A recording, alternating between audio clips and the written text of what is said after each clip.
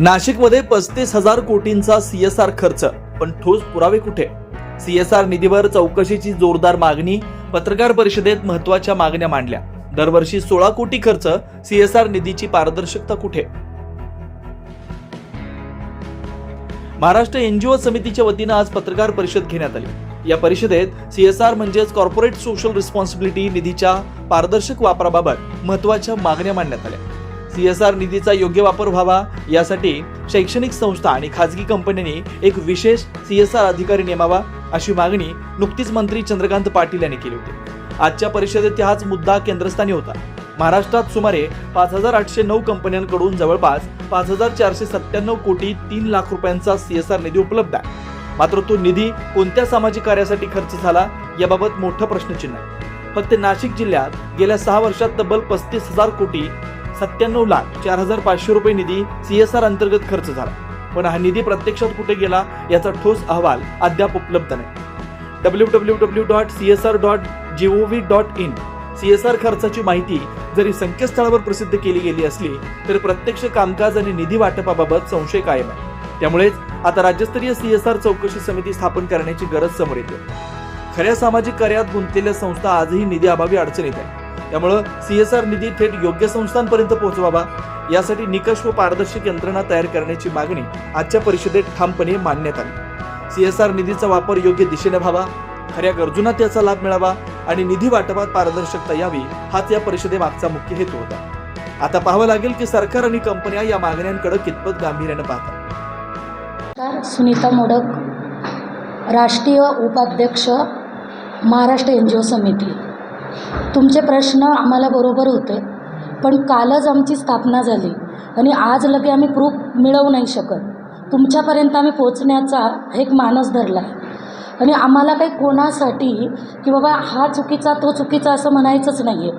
आम्हाला एवढंच म्हणायचं आहे की शासनाचा जो निधी आहे आणि तो निधी पुरेपूर जर कंपन्यांकडे आणि कुठल्या संस्थांकडे येत असेल तर तो निधी योग्य ठिकाणी ज्या संस्था खरंच काम करतात आणि त्या संस्थांना फक्त कशाचं पाठबळ नाही आहे तर पैशांचं पाठबळ नाही आहे.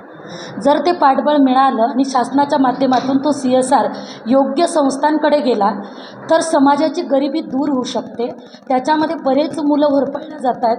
प्रत्येकाला फी भरायला पैसे नसतात तर चांगलं स्कूल निघू शकतं. बऱ्याच लोकांना हॉस्पिटल नाही आहे, त्यांना बऱ्याच ठिकाणी नंबर लागत नाही. अगदी कॅन्सरसारखे पेशंट टाटासारख्या हॉस्पिटलला जाऊन तळमळत आहेत, तर चांगलं CSR मिळालं तर चांगला हॉस्पिटल धर्मार्थ दवाखाना निघू शकेल. ह्या उद्देशाने आमच्या समितीचं एक आम्ही ते नियोजन केलं आहे आणि त्या नियोजनाच्या माध्यमातून आम्हाला असं वाटतं की जो निधी ज्या कंपन्यांकडे येतो आहे तो निधी त्यांनी ह्या ज्या संस्था रोलमध्ये आहेत, काम करत आहेत तळागाळात जाऊन, तर त्यांना तो CSR फंड जर मिळाला तर देशाच्या सबलीकरणासाठी, राष्ट्रहितासाठी उपयोगी ठरू शकेल, हे NGOचं म्हणणं आहे.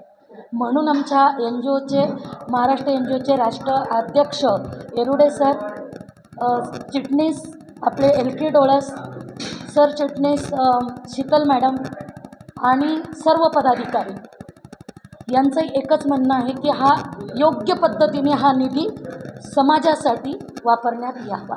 त्यासाठी हा लढा असणार आहे आणि हा लढा जर आमच्या योग्य दिशेने आम्हाला पुरावे मिळाले तर आम्ही आंदोलनाद्वारे, पत्राद्वारे, मेलद्वारे, शासनाच्या दरबारी किंवा आम्ही मंत्रालयात सगळीकडे आम्ही हे सादर करणार आहोत आणि याचा लढा पुरेपूर देणार आहोत. थँक्यू. नमस्कार, मी युवराज येडुरे, अध्यक्ष महा NGO डेव्हलपमेंट असोसिएशन आणि महाराष्ट्र NGO समितीच्या माध्यमातून आज जी पत्रकार परिषद झाली त्या पत्रकार परिषदेमध्ये महाराष्ट्रातल्या ज्या काही NGO आहेत त्या NGOच्या बरोबर आपण संस्था बांधणीचं काम जिल्हा आणि तालुका स्तरावरती आपण करणार आहोत. या दृष्टिकोनातून जो निधी अभावी संस्था सामाजिक काम करू शकत नाही, याच्यासाठी आम्हाला 2013 साली CSR निधी हा कायदा लागू केला आणि त्याच्या अंतर्गत ज्या कंपन्या इन्कममधून 2% रक्कम ही CSR अंतर्गत देणं गरजेचं आहे आणि ती देण्यासाठी ती सज्ज पण आहे. मात्र कुठंतरी चुकीच्या पद्धतीनं तो खर्च केला जात आहे. त्यामुळे आतापर्यंत 2018 पासून ते 25पर्यंत जो काही निधी खर्च झाला आहे तो बेकायदेशीरपणे झाला आहे असा आमचा महाराष्ट्र एन जी ओ समितीच्या माध्यमातून आरोप आहे त्यांच्यावरती. मात्र काही दिवसानंतर ती माहिती आमच्याकडे पूर्ण आल्यानंतर ती सविस्तर आम्ही तुमच्यापर्यंत ती मांडू. इथून पुढे जो 2024 आणि 2025 ते 26 या कालावधीमध्ये असणारा प्रत्येक जिल्हावाईज 1600 किंवा 1600 कोटीचा जो काही निधी आहे तो सामाजिक संस्थेंना जिल्हा स्तरावरती वाटप करण्यासाठी त्यांची डॉक्युमेंट स्ट्रॉंग करण्यासाठी आम्ही आता इथून पुढं काम करणार आहोत. त्याच्यामुळे संस्था बांधणीसाठी जिल्हा स्तरावरती ज्या काही संस्थेने आहेत त्यांनी आमच्याशी संपर्क साधावा, त्यांची डॉक्युमेंट स्ट्रॉंग करून CSR निधी घेऊन आपण कार्य करणार आहोत. कशा पद्धतीने आपण त्यांचे डॉक्युमेंटरी तयार करू? तर त्याच्यासाठी CSR निधी जर घ्यायचा असेल तर आपल्याला income tax डिपार्टमेंटकडून 12A ATG 10BD आणि कॉर्पोरेट लेवलला CSR हा सर्टिफिकेशन काढणं गरजेचं आहे. आणि ते सर्टिफिकेशन मिळाल्यानंतर आपण CSR ॲप्लिकेशनसाठी पात्र होतो. त्यामुळे ती डॉक्युमेंट आपण त्यांना करून देण्यासाठी मार्गदर्शन करणार आहोत. कारण परवा दिवशी 4 दिवसापूर्वी राज्याचे मंत्री महोदय आपले माननीय चंद्रकांतदादा पाटील यांनीसुद्धा संस्थेला एक आव्हान केलं आहे की तुमच्या संस्थेकडे CSR अधिकारी नेमणूक करा जेणेकरून तुम्हाला CSR घेण्यासाठी सोपं जाईल. मात्र हा CSR जर घ्यायचा असेल तर चांगल्या पद्धतीनं आपल्याला संस्था बांधणी करणं गरजेचं आहे.